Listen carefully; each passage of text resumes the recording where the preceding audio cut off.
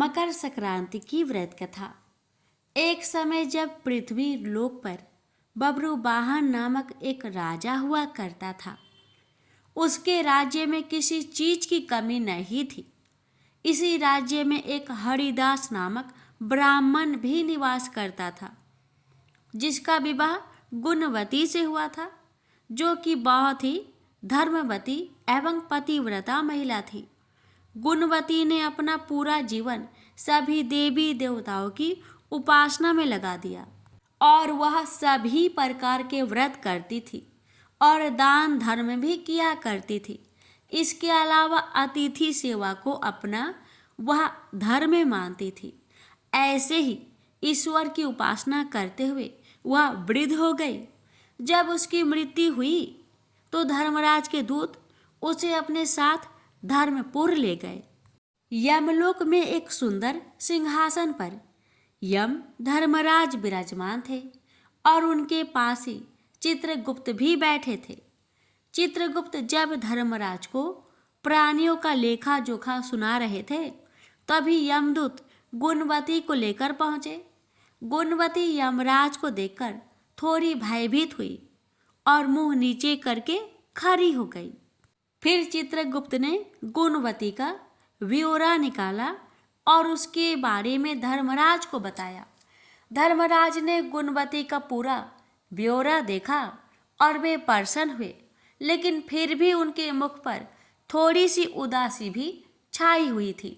यह देखकर गुणवती ने पूछी, हे प्रभु, मैंने तो अपने जीवन काल में 7.5 कर्म ही किए, फिर भी आपके मुख पर उदासी छाई है।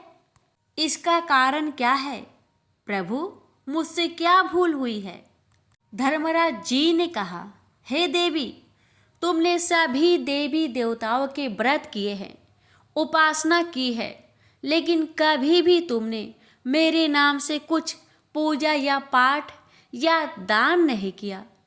धर्मराज की बात सुनते ही गुणवती क्षमा याचना करने लगी और कहने लगी, हे प्रभु, मुझे आपकी उपासना के बारे में कुछ पता नहीं है। कृपा करके मुझे ऐसा उपाय बतलाइए प्रभु, जिससे सभी मनुष्य आपकी कृपा के पात्र बन सके। मैं आपके मुख से आपकी भक्ति का मार्ग सुनना चाहती हूँ और मेरी कामना है कि मृत्यु लोक पर वापस जाकर मैं आपकी भक्ति करूं और सभी लोगों को इस बारे में बताऊं।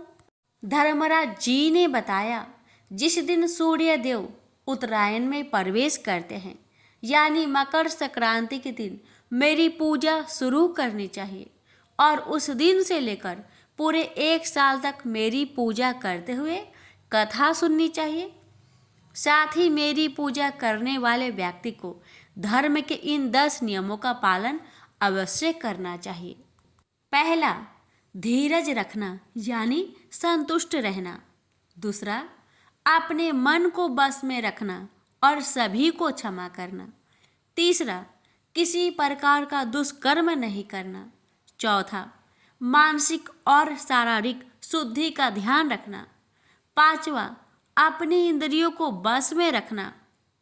छठा, बुरे विचारों को अपने मन में ना लाना। सातवां, पूजा पाठ और दान पूर्ण करना। आठवां, व्रत करना और व्रत की कहानी सुनना। नौवां, सच बोलना और सभी से अच्छा व सच्चा व्यवहार करना। 10वां, क्रोध न करना। धर्म के इन सभी लक्षणों का पालन करते हुए 1 साल तक मेरी कथा नियम से सुने, दान पुण्य और परोपकार के काम करें और अगली मकर संक्रांति पर इस व्रत का उद्यापन करें। इसके बाद मेरी एक मूर्ति बनाकर विधि विधान से प्राण प्रतिष्ठा करवाकर हवन पूजन करें और साथ ही चित्रगुप्त की भी पूजा करें और काले तिल के लड्डू का भोग लगाए। इसके बाद ब्राह्मण भोज करवाए व बांस की टोकरी में 5 सेर अनाज का दान करे। साथ ही किसी जरूरतमंद को गदा, तकिया, कंबल, छप्पन, लोटा व वस्त्र आदि का दान करे। संभव हो तो गौ दान करे। धर्मराज जी से व्रत की पूरा कथा सुनकर गुणवती ने पुनः धर्मराज जी से प्रार्थना की, हे प्रभु, मुझे फिर से मृत्यु लोक में जाने दीजिए, जिससे मैं आपका व्रत कर सकूं, साथ ही इस व्रत का प्रचार भी लोगों में कर सकूं। इस पर यमराज ने गुणवती को धरती लोक पर फिर से जाने दिया। धरती पर वापस आकर गुणवती ने धर्मराज द्वारा बताए गए व्रत के बारे में अपने पति देव को बताया। मकर संक्रांति आते ही गुणवती और उसके पति ने ये व्रत शुरू कर दिए। इसी व्रत के प्रभाव से उन पर धर्मराज की कृपा हुई और उन्हें मोक्ष की प्राप्ति हुई। प्रेम से बोलिए धर्मराज भगवान की जय।